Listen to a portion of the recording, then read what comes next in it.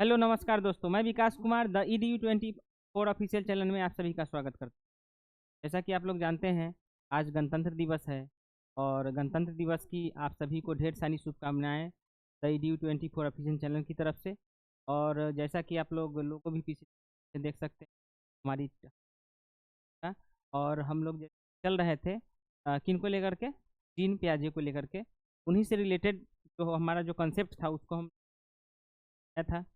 और उन्हीं से रिलेटेड यानी जीन प्याजे से रिलेटेड जो भी क्वेश्चन बनता है परीक्षा में पूछे जाते हैं, ठीक है, आए हैं। और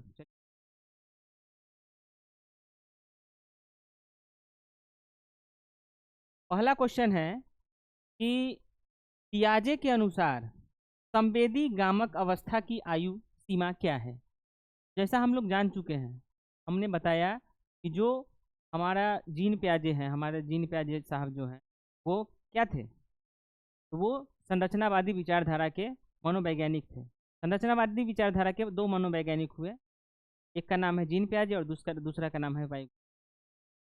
हम लोग जीन प्याजे के बारे में पढ़े थे, तो इन्होंने जो है जो संज्ञानात्मक विकास जो अवस्थाएं हैं उसको चार भागों में बांटा इन्होंने। और उसी भाग से रिलेटेड यहाँ क्वेश्चन है, तो पहले हम थोड़ा समझ लेते हैं कि वो चार भाग कौन से हैं। ऐसे पढ़ चुके हैं लेकिन फिर भी थोड़ा रिवीजन कर लेते हैं। तो इन्होंने बताया जो इनका जो चार स्टेज था, गुणात्मक रूप से स्टेज जो था, ठीक है, तो स्टेज को हम लोग देख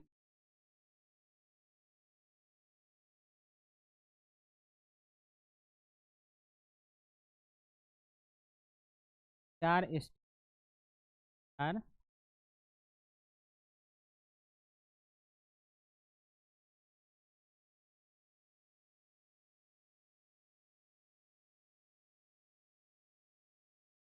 चार स्टेज है। ये गुणात्मक स्टेज था। कैसा स्टेज था? गुणात्मक। कौन सा स्टेज था, तो वो ध्यान दीजिए। पहला था संवेदी गामी, संवेदी संवेदी पेशी, ठीक है। दूसरा था पूर्व संक्रियात्मक,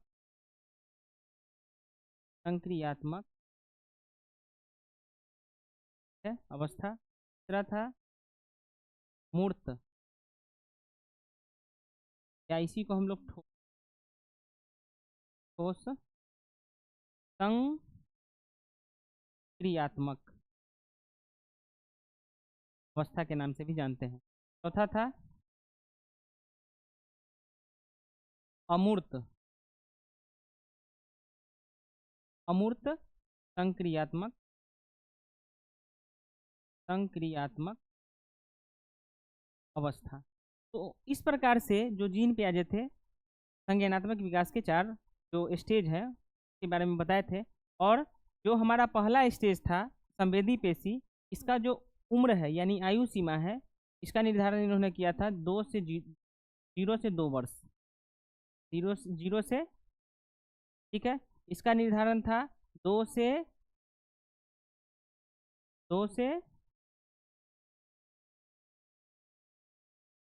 7 वर्ष। कितना था? 2 से 7 वर्ष, ठीक है। और इसका था तीसरा मूर्त या ठोस संक्रियात्मक अवस्था का 7 से 11 वर्ष तक। क्या था? 7 से 11 वर्ष तक। और चौथा का था 11 से 15 वर्ष।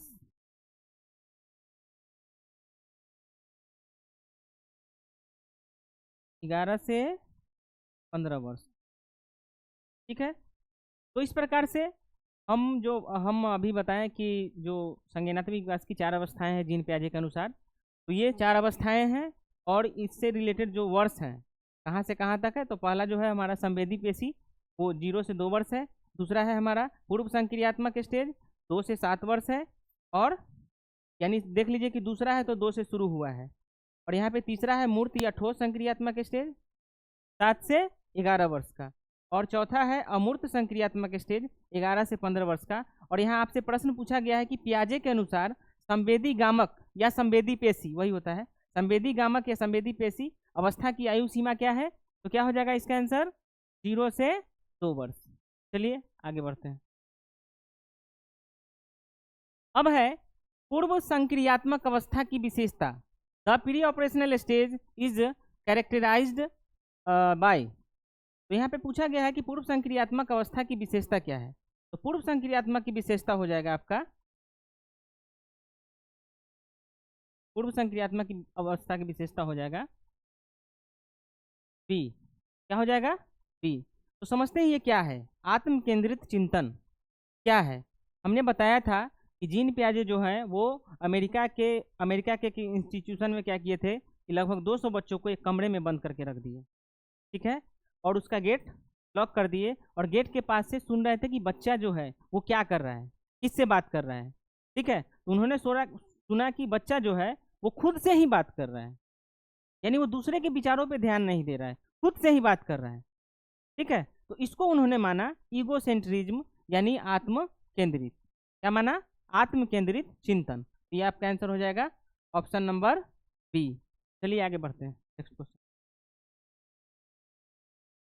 अब है कि eight which state does a child develop the concept of conservation. कहा गया कि किस अवस्था में बच्चा संरक्षण की अवधारणा विकसित करता है। हमने बताया था आपको लैक ऑफ कंजर्वेशन, संरक्षण का अभाव, और यहाँ कर रहा है कि विकसित करता है, ठीक है। तो जो भी होता है अभाव यानी नहीं वाला, नहीं जहाँ पे आ जाता है ना, यानी कंजर्वेशन नहीं कर पा रहा है वो, तो नहीं वाला कहाँ जाएगा? पूर्व संक्रियात्मक अवस्था में। और जैसे ही हाँ वाला हो जाएगा यानी वो कंजर्वेशन कर रहा है, तो कहाँ चला जाएगा? मूर्त में। कहाँ चला जाएगा? मूर्त, यानी तीसरा स्टेज में। कहाँ चला जाएगा? तीसरा स्टेज में। और तीसरा स्टेज को ही हम लोग क्या बोलते हैं? कॉन्क्रीट ऑपरेशनल स्टेज बोलते हैं। यहाँ पहला देख लिए सेंसरी गामक, ये 0 से 2 वर्ष तक, 2 वर्ष तक के बच्चों के लिए है, ठीक है। प्री ऑपरेशनल क्या हो जाएगा? 2 से 7 वर्ष के लिए, ठीक है। और ये कॉन्क्रीट ऑपरेशनल हो जाएगा आपका 7 से 11 वर्ष के लिए। और ये फॉर्मल ऑपरेशनल स्टेज हो जाएगा 11 से 15 वर्ष के लिए। चलिए अब है मूर्त संक्रियात्मक अवस्था की आयु सीमा क्या है। तो जैसा कि हमने पिछले पिछले जो क्वेश्चन था, ठीक है, उसमें हम जो है इसके बारे में डिस्कस किए कि किसका आयु कहाँ से कहाँ तक है, किस अवस्था की आयु कहाँ से कहाँ तक है। तो यहाँ देख सकते हैं मूर्त संक्रियात्मक अवस्था की आयु पूछा गया है। तो ये आपका आंसर हो जाएगा 7 से 11 वर्ष। कितना हो जाएगा? 7 से 11 वर्ष, ठीक है। ये आपका हो जाएगा किसका? 2 से 7 वर्ष, प्री ऑपरेशनल स्टेज का, ठीक है। और ये आपका किसका हो जाएगा? फॉर्मल ऑपरेशनल स्टेज का जो चौथा है, मूर्त वाला, अमूर्त वाला। चलिए नेक्स्ट सवाल पे आते हैं। अब है अमूर्त और काल्पनिक चिंतन किस अवस्था में विकसित होती है। अमूर्त, यहाँ देखिए, ये शब्द को देखिए, अमूर्त का बात बोल रहा है। अमूर्त जो हमारे सामने नहीं है उसके बारे में भी सोच रहे हैं, यानी कल्पना कर रहे हैं। तो कल्पना किस अवस्था में करते हैं? बच्चा किस अवस्था में कल्पना करता है? तो इसका आंसर हो जाएगा आपका ऑप्शन नंबर डी, यानी फॉर्मल ऑपरेशनल स्टेज में बच्चा कल्पना करने लगता है, हाइपोथेटिकल थिंकिंग करने, ठीक है। इसमें क्या करता है बच्चा जो है, इसमें क्या करता है, यानी सेंसरी मोटर में तो वस्तु अस्थायित्व इसमें करता है। वस्तु अस्थायित्व, वस्तु अस्थायित्व का गुण आ जाता है, यानी वह छिपी हुई वस्तुओं को ढूंढने लगता है। बच्चा जो है छिपी हुई वस्तुओं को ढूंढने लगता है। ये 0 से 2 वर्ष के लिए होता है, 0 से 2 वर्ष के लिए, ठीक है। इसमें आपका जो भी नहीं वाला, जैसे बच्चा कंजर्वेशन नहीं कर पा रहा है, बच्चा जो है वो सेंट्रेशन कर रहा है, आत्म केंद्रित है, ईगोसेंट्रिज्म है, ये सब आपका आ जाएगा प्री ऑपरेशनल स्टेज में, ठीक है। जो मूर्त वाला है, ठीक है, यानी इसमें हाँ वाला आएगा तीसरा में, कॉन्क्रीट ऑपरेशनल स्टेज में, यानी वह कंजर्वेशन कर रहा है, वह डिसेंट्रेशन कर रहा है, ये सब जो टर्म आएगा इसमें आएगा, ठीक है। और इसमें और भी चीज़ आप लिख सकते हैं, जैसे आपका संवेग, संवेग प्रस्तुत करता है बच्चा। मान लीजिए बच्चा को भूख लगा तो वो रोएगा, क्या करेगा? रोएगा। तो संवेग प्रदर्शन, संवेग प्रदर्शन करता है, ठीक है। इसमें आप देख सकते हैं प्री ऑपरेशनल में, इसमें आपका ईगो सेंट्रिज्म इसी में करता है, ईगो सेंट्रिज्म, यानी आत्म केंद्रिता इसी में, यानी दूसरे के विचार पे ध्यान नहीं देगा, ठीक है। और भी चीज़ें हैं, ठीक है। तो चलिए नेक्स्ट सवाल पे आते हैं। अगला है पियाजे के सिद्धांत में एस्कीमा शब्द का क्या अर्थ है। तो हम बताए थे एस्कीमा का क्या मतलब होता है, मानसिक ढांचा। एस्कीमा का मतलब मानसिक ढांचा होता है, यानी एस्कीमा वह मतलब कि एक तरह समझिए कि मेमोरी टाइप का, जिसमें हम लोग जितने भी इंफॉर्मेशन होता है जिसको हम लोग देखते हैं, वो सब जितने भी इंफॉर्मेशन है सीखते हैं वो सब एस्कीमा में जमा होता है। ये क्या है, एक तरह का मानसिक ढांचा है। तो इसका ऑप्शन हो जाएगा, ठीक है। चलिए नेक्स्ट सवाल पे आते हैं। अगला है समावेशन का अर्थ क्या है, यानी समावेशन का अर्थ पूछा है एसिमिलेशन। तो हम लोगों ने पढ़ा था कि जो एडेप्टेशन होता है, यानी एडेप्टेशन का क्या मतलब, वातावरण के अनुसार अपने आप को ढाल लेना। तो इसको जो है एडेप्टेशन जो होता है वो दो भाग में बढ़ता है, एक है समावेशन और एक होता है समायोजन, यानी एसिमिलेशन। जैसे हम लोगों ने देखा था अनुकूलन, अनुकूलन, यानी इसी को कहते हैं एडेप्टेशन।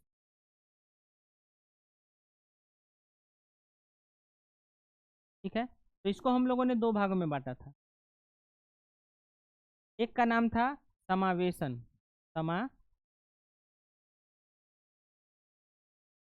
और एक का नाम था समायोजन,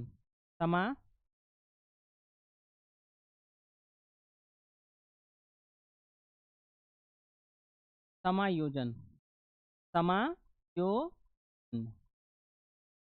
ठीक है, और इसको हम लोग अंग्रेजी में कहते हैं एसिमिलेशन, इसको हम लोग बोलते हैं एक्कोमोडेशन। ठीक है, इसमें क्या होता है, इसमें जो है पूर्व ज्ञान में, जो हमारे स्कीमा में पहले से ज्ञान नॉलेज है, पूर्व में हम लोग नए ज्ञान को ऐड करते हैं। पूर्व ज्ञान में, ठीक है, क्या करते हैं, नए ज्ञान को ऐड करते हैं, नए ज्ञान या इंफॉर्मेशन को ऐड करते हैं। और इसमें क्या करते हैं, ठीक है, पूर्व ज्ञान में हम लोग नए ज्ञान को तो ऐड करते हैं, पूर्व ज्ञान में नए, पूर्व ज्ञान में नए ज्ञान को ऐड करते हैं, लेकिन तीन प्रकार से। कितने प्रकार से, तीन प्रकार से। या तो हम लोग बदलाव करेंगे, बदलाव, वो जब क्वेश्चन आएगा तो ज़्यादा समझ में आ जाएगा, आगे क्वेश्चन हो सकता है। बदलाव करके, संशोधन करके, या परिवर्तन करके, परिवर्तन करके। तो ये ध्यान में रखिए, ये तीन शब्द यदि आपको याद है तो आप जो है समावेशन और समावेशन और समायोजन में अंतर आसानी से कर पाइएगा। समावेशन का मतलब होता है पूर्व ज्ञान में नए ज्ञान को ऐड कर देना, यानी नए इन्फॉर्मेशन को ऐड करना। और इसमें पूर्व ज्ञान में नए इन्फॉर्मेशन को ऐड करेंगे, लेकिन तीन तरह से, बदलाव करके, ये ट्रिक है, बदलाव करके, संशोधित करके, या परिवर्तन करके। यहाँ क्या पूछा है, मौजूदा स्कीमा समावेशन का क्या अर्थ है। तो समावेशन में क्या होता है, हम नए ज्ञान को क्या करते हैं, फिट कर देते हैं, नए ज्ञान को उसमें फिट करते हैं, यानी हमारा ऑप्शन हो जाएगा क्या, ऑप्शन नंबर बी। यदि यहाँ पे पूछता समायोजन, क्या पूछता, समायोजन क्या है, तो हमारा आंसर हो जाता है पहला वाला। यहाँ क्या लिखा हुआ है देखिए, मौजूदा स्कीमा को संशोधित करना। देखिए संशोधित करने का बात किया है यहाँ पे, देखिए संशोधन लिखे हैं, क्या लिखे हैं, संशोधन। तो इस अनुसार से हमारा आंसर हो जाता है ऑप्शन नंबर ए। लेकिन यहाँ पे पूछा है समावेशन, तो सिर्फ फिट कर रहे हैं नए ज्ञान को, तो ये आपका हो जाएगा ऑप्शन नंबर बी। ठीक है, तो चलिए नेक्स्ट सवाल पे आते हैं। अब है देखिए, पूछ ही दिया कि समायोजन से तात्पर्य है, यानी एकोमोडेशन रिफर्स टू, यानी समायोजन क्या है। तो अभी तुरंत बताए हैं, तीन शब्द को याद रखिएगा आप। एक का नाम है बदलाव, एक का नाम है संशोधन, संशोधन, और एक शब्द का नाम है परिवर्तन, परिवर्तन। ये तीनों में से कोई भी शब्द दिख जाए, ठीक है ना, समझ लीजिएगा कि वो समायोजन में जाने वाला है। अब देखिए कहाँ पे है, क्या लिखा है यहाँ पे, देखिएगा पहला ऑप्शन है आपका कि नए अनुभवों की अपेक्षा करना, तो ये नहीं होगा, ठीक है। दूसरा है कि नई जानकारी के अनुसार स्कीमा, यानी जो आपके पास इंफॉर्मेशन है पहले से, स्कीमा को संशोधित करना, ये टर्म, ये देखिए ये शब्द, यही शब्द जो है, यही शब्द हमको जो है समझने में ज़्यादा आसान कर देता है कि समायोजन क्या है और समावेशन क्या है। तो ये जो टर्म है यहाँ देखिए लिखे हैं संशोधन, यानी संशोधित करना, तो ये हो जाएगा आपका आंसर ऑप्शन नंबर बी। ठीक है, समझ में आ रहा है? चलिए आगे।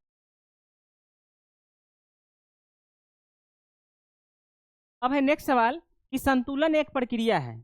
संतुलन एक प्रक्रिया है। देखिए कि संसार में जो भी है वो सब चाहता है कि बैलेंस रहे, संशोधन मतलब कि संतुलन बना रहे। ठीक है, यदि हम किसी चीज़ के बारे में कम जान रहे हैं तो उसको अच्छा से जान करके हम सोचेंगे कि नहीं, अपने आप को बैलेंस कर ले, उलझन में हम नहीं रखें। ठीक है, तो जब भी संतुलन का बात आएगा, जब भी संतुलन का बात आएगा, इक्विलिब्रेशन का बात आएगा, ठीक है, तो हम वहाँ पे समावेशन और समायोजन दोनों को साथ में रखेंगे। जब भी संतुलन होगा तो समावेशन और समायोजन दोनों साथ में रखेंगे। तो इस तरह से आपका आंसर हो जाएगा ऑप्शन नंबर सी। क्या हो जाएगा? Option number C. यहाँ पूछा केवल समावेशन, केवल से काम नहीं चलने वाला है। यहाँ भी पूछा केवल समायोजन, उसे भी काम नहीं, दोनों चाहिए हमको। संतुलन बनाने के लिए समावेशन भी चाहिए और समायोजन भी चाहिए। तो इस तरह से आपका आंसर हो जाएगा ऑप्शन नंबर सी। चलिए नेक्स्ट सवाल पे आते हैं। अब है देखिए 10 नंबर प्रश्न। 10 नंबर प्रश्न क्या कहता है कि वस्तु अस्थायित्व किस अवस्था में विकसित होता है। यानी बच्चा जो है, मान लीजिए कि कोई सामान बच्चे के सामने लाए और उसको छिपा दिए, तो वो इमेज जो है, वो इन्फॉर्मेशन जो है बच्चे के स्कीमा में घुस जाता है, बच्चे के स्कीमा में वो समाहित हो जाता है।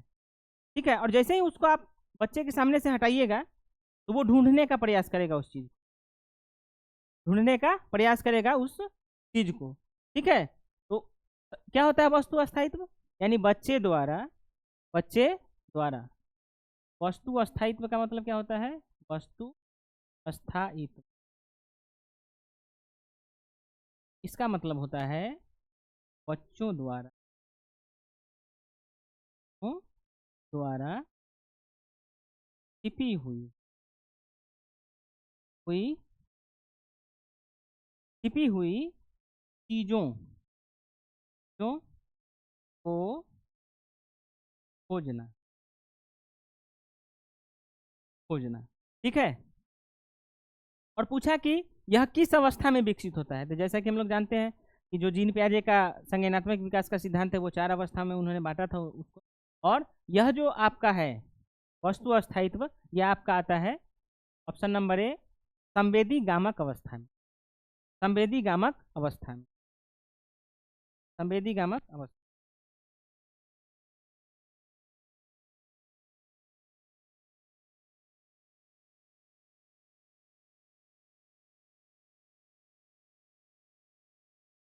अब देखिए यहाँ पे ऑप्शन के बारे में पढ़ लेते हैं।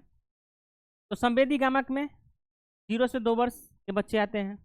इसमें वस्तु अस्थायित्व, संवेग बच्चा प्रस्तुत करने लगता है, किसी भी चीज़ की अगर जरूरी हो तो रोने लगता है बच्चा, यानी भूखे लगा तो रोने लगा। ठीक है, उसके बाद प्री ऑपरेशनल स्टेज में सेंट्रेशन, लैक ऑफ कंजर्वेशन, यानी नहीं वाला टर्म ये याद रखिएगा। सी में है कि मूर्त संक्रियात्मक, यानी जो इसमें नहीं है वो इसमें हाँ हो जाएगा, हाँ का बात करेगा। जैसे बच्चा जो है वो संरक्षण कर पाता है, विकसित कर पाता है, तो वो हो जाएगा इसमें। और फॉर्मल में तो हो जाएगा कि हाइपोथेटिकल चीज जो उसके सामने नहीं है उसके बारे में भी वो सोच रहा है, कल्पना कर रहा है, इस तरह। चलिए नेक्स्ट सवाल पे आते हैं।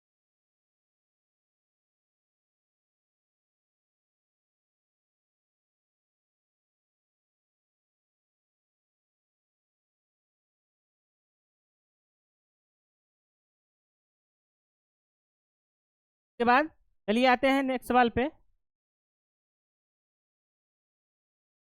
हाँ 11 नंबर, ठीक है 11 नंबर सवाल है। यहाँ पे पूछा गया कि आत्म केंद्रिता किसकी विशेषता है। आत्म केंद्रिता किसकी विशेषता है। ठीक है, तो पहले क्या होता है, आत्म केंद्रिता क्या होता है हम बताए थे। यानी आत्म केंद्र केंद्रिता,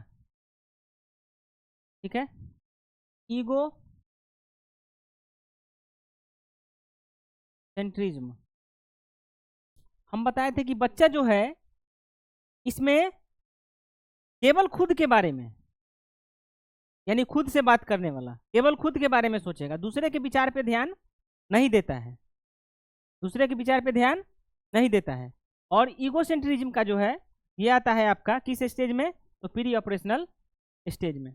इस तरह का जो अवस्था है ये ईगोसेंट्रिज्म का, यानी दूसरे के विचारों पे ध्यान नहीं देना, खुद के बारे में, जैसे जीन पियाजे जो वो वहाँ पे बच्चा को जो वहाँ बंद कर दिए थे इंस्टीट्यूशन में, अमेरिका वाला में, वही है यहाँ ईगोसेंट्रिज्म, यानी संक्रियात्मक सॉरी प्री ऑपरेशनल स्टेज यानी पूर्व संक्रियात्मक अवस्था। संवेदीगामक वस्तु अस्थायित्व, ये याद रखिएगा, वस्तु अस्थायित्व बहुत ज़्यादा इंपॉर्टेंट है यहाँ पे, ठीक है। और ये आपका 0 से 2 वर्ष पहला वाला, ये हो जाएगा आपका 2 से 7 वर्ष, ये हो जाएगा 7 से 11 वर्ष, और ये हो जाएगा 11 से 15 वर्ष। चलिए नेक्स्ट।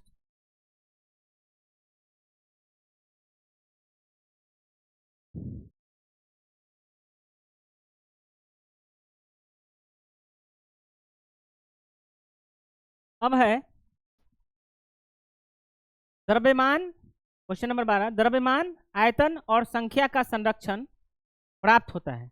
यानी बच्चा जो है सही सही द्रव्यमान के बारे में, आयतन के बारे में, संख्या के बारे में संरक्षण कर पाता है। देखिए संरक्षण है ना, संरक्षण कर पाता है, ये आपका किस में चला जाएगा,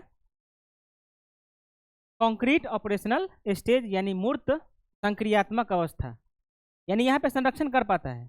नहीं बला में आएगा तो आपका चला जाएगा किस में, प्री ऑपरेशनल में। लेकिन यहाँ बोल रहा है कि द्रव्यमान, आयतन, द्रव्यमान, आयतन और संख्या का क्या कर पा रहा है, संरक्षण प्राप्त कर पा रहा है, तो ये आपका हो जाएगा मूर्त में। ठीक है, चलिए नेक्स्ट सवाल पे। अब है 13 नंबर। 13 नंबर में कहा कि animism is a feature of, यानी सजीववाद किसकी विशेषता है, सजीववाद किसकी विशेषता है। तो जैसा कि हम लोग जानते हैं बच्चा क्या करता है, सजीववाद का क्या मतलब होता है, बच्चा निर्जीव को भी सजीव मान लेता है, निर्जीव को भी सजीव मान लेता है। तो ये गुण किस में आता है, प्री ऑपरेशनल स्टेज में। किस में आता है, प्री ऑपरेशनल स्टेज में। सजीववाद किसकी विशेषता हो जाएगा, प्री ऑपरेशनल स्टेज का। ठीक है, चलिए नेक्स्ट सवाल पे। अब है विचार की प्रतिवर्तिता विकसित होती है, यानी reversibility of thought develops in. देखिए यहाँ लिखा हुआ है रिवर्सिबिलिटी, यानी बच्चा जो है वह रिवर्स कर पाता है। मान लीजिए अगर कोई सवाल सॉल्व करना है उसको, हम बताए थे एक टर्म आपको कि मान लीजिए कि कोई बच्चा है 5 + 3 जो है उसको बनाता है 8, ठीक है, तो ये कर पाता है। लेकिन उसको कहेंगे कि 5 कैसे आएगा, तो वह इस तरह से नहीं कर पा रहा है, नहीं कर पा रहा है, यानी रिवर्स नहीं कर पा रहा है। तो ये गुण हो जाएगा आपका इसका प्री ऑपरेशनल, इसका हो जाएगा, अच्छा इसमें कर पा रहा है ना, नहीं कर पाता तो हो जाता है आपका प्री ऑपरेशनल, लेकिन कर पाता है तो हो जाएगा आपका कॉन्क्रीट ऑपरेशनल स्टेज यानी मूर्त संक्रियात्मक अवस्था, मूर्त संक्रियात्मक अवस्था। चलिए नेक्स्ट सवाल पे आते हैं।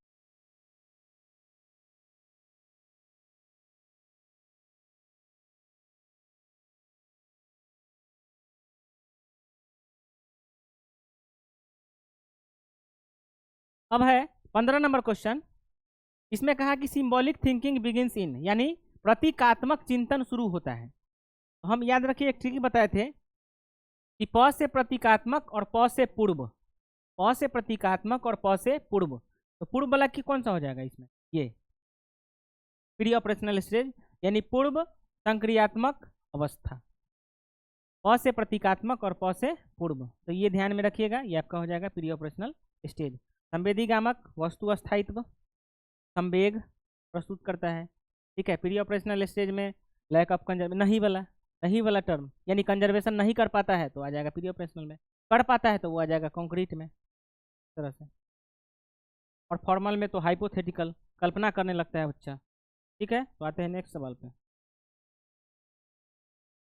16 नंबर है, a child believes that the moon follows him when he walks, this is an example of. एक बच्चा मानता है कि चांद उसके चलने पर उसके पीछे आता है, एक बच्चा मानता है कि चांद उसके चलने पर चांद उसके पीछे आता है। तो ये बच्चा कब सोचेगा? वो सोचता है कि चांद हमारे अनुसार चल रहा है, वो दूसरे के विचारों पे ध्यान नहीं दे रहा है, यानी खुद के बारे में वो सोच रहा है। ठीक है, ऐसे थोड़ी होता है कि वो चलेगा तो चांद उसके साथ जाएगा। तो ये आपका हो जाएगा ईगो सेंट्रिज्म। क्या हो जाएगा? Ego centrism. ठीक है, यहाँ पे बच्चा जो है वो सोच रहा है कि चांद को हम अपने अनुसार चला रहे हैं। ठीक है, वो दूसरे के बातों पे ध्यान नहीं दे रहा है, दूसरे के विचारों पे ध्यान नहीं दे रहा है। ठीक है, वो खुद के विचारों पे केंद्रित है। ये हो जाएगा आपका आत्म केंद्रिता। और ये किस स्टेज में आता है? आत्म केंद्रिता जो है वो किस स्टेज में आता है? कमेंट बॉक्स में जवाब दीजिएगा, कमेंट बॉक्स में इसका जवाब दीजिएगा कि आत्म केंद्रिता जो है वो किस स्टेज में आता है। ठीक है, अब ये जितना भी है देख लीजिए, कंजर्वेशन हो चाहे रिवर्सिबिलिटी हो, ठीक है, ये सब आ जाएगा आपका किस में? मूर्त में, तीसरा वाला में। किस में आ जाएगा? तीर्थ में, तीसरा वाला में, कॉन्क्रीट ऑपरेशनल स्टेज में ये तीनों आ जाएगा। ठीक है, चलिए नेक्स्ट सवाल पे।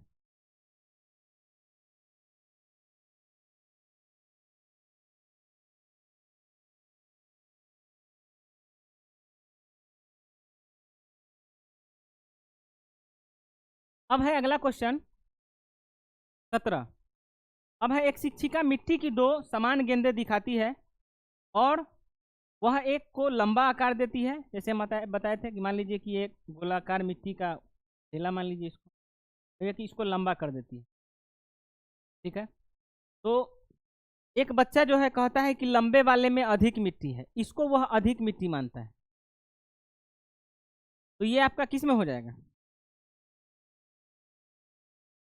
किस में हो जाएगा? ये प्री ऑपरेशनल स्टेज में। इसमें हो जाएगा प्री ऑपरेशनल स्टेज में, यानी वह क्या है?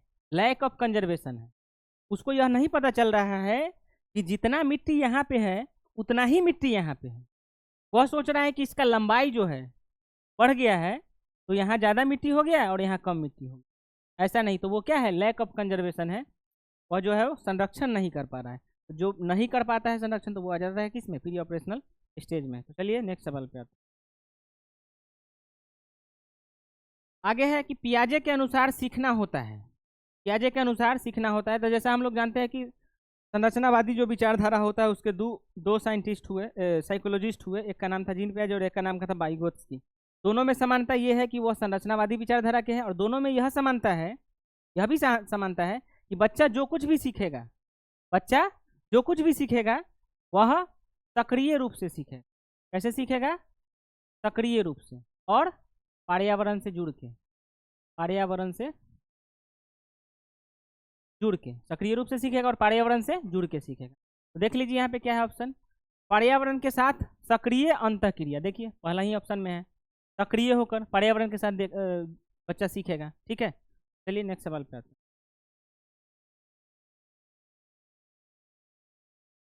अगला है कि निम्नलिखित में कौन पूर्व संक्रियात्मक अवस्था की विशेषता नहीं है? कौन विशेषता नहीं है? तो देखिए, ये तो इरिवर्सिबिलिटी इसी की विशेषता है, सेंट्रेशन इसी की विशेषता है।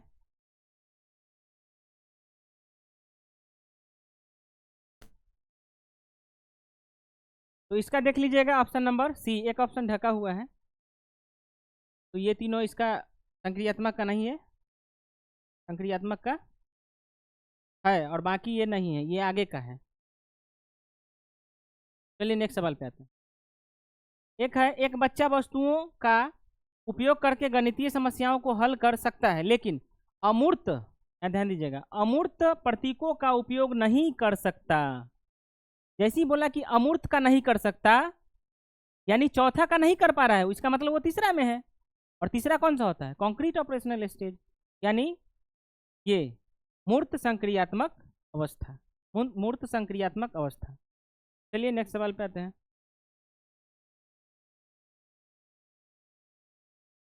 पियाजे के अनुसार शिक्षक की भूमिका होनी चाहिए।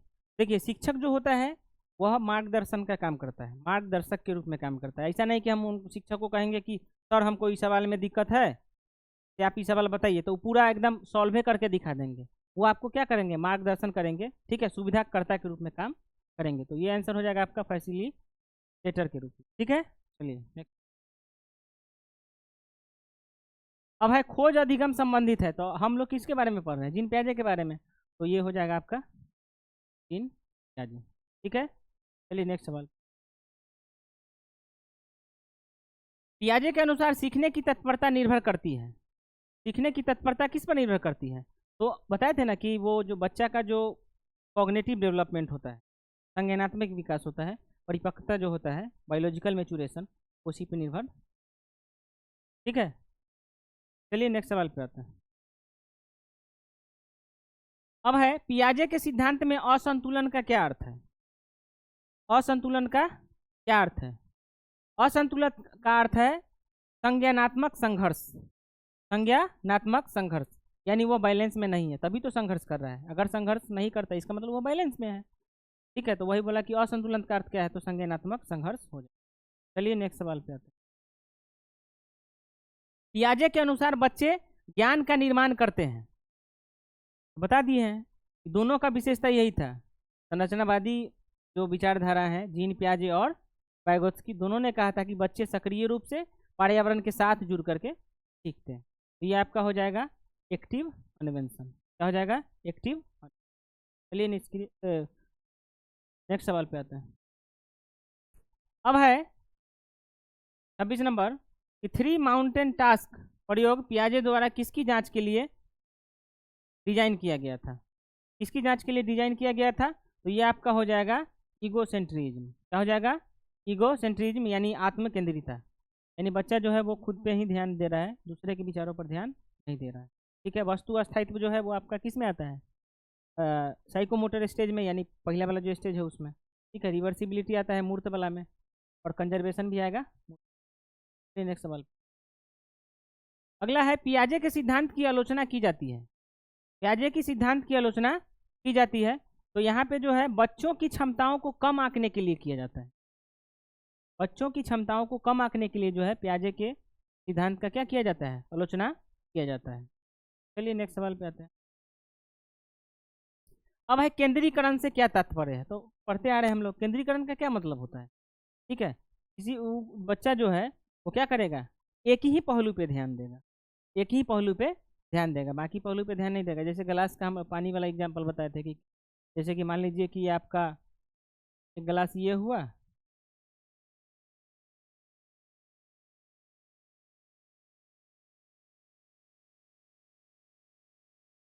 गिलास ये हुआ और एक गिलास ये हुआ, दोनों में पानी जो है वो 200 ml है। दोनों में पानी कितना है? 100। ठीक है, लेकिन बच्चा जो है किसको चूज करेगा? इसको, यानी उसको लगेगा कि जो लंबा गिलास है ना उसमें ज़्यादा पानी है। ठीक है, तो वो बच्चा जो है एक ही पहलू पे ध्यान दे रहा है कि लंबा गिलास में, ये नहीं, दोनों पे ध्यान नहीं दे रहा है कि इसमें भी 200 ml होगा, यानी ये जो बड़ा, ये दोनों लगभग बराबर होगा, इसमें दोनों में पानी बराबर होगा। तो इस तरह से बच्चा जो है वो क्या करता है? केवल एक ही पहलू पर ध्यान केंद्रित करता है। चलिए नेक्स्ट सवाल पे आता है।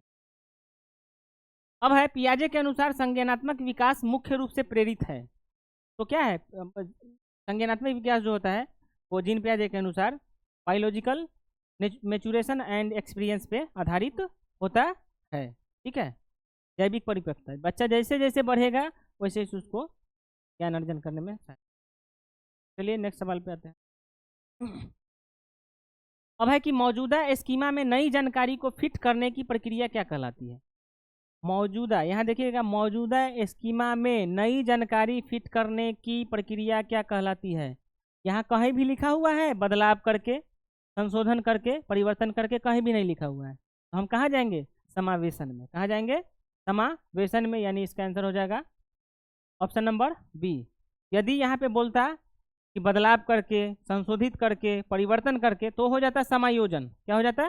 समायोजन। संतुलन के लिए आपको पता ही है, समावेशन और समायोजन दोनों को हमको साथ में लेना पड़ता है। एडेप्टेशन का मतलब होता है वातावरण के अनुसार अपने आप को ढाल लेना। तो चलिए इसी के साथ जो है हम क्लास को यहाँ पे समाप्त करते हैं, और इस क्लास को जितना ज़्यादा हो सके आप लोग शेयर कीजिए और प्यार दीजिए। ठीक है, और जो भी अगर कमियाँ आपको दिख रही होगी इस क्लास कमेंट के माध्यम से आप जो है बताने का प्रयास कीजिएगा, ताकि इसमें अधिक से अधिक सुधार हो। ठीक है, हम लोग कुछ भी कर रहे हैं तो वो आपके भलाई के लिए कर रहे हैं, और जितना ज़्यादा हो सकेगा हम करते रहेंगे आपके लिए। चलिए, धन्यवाद।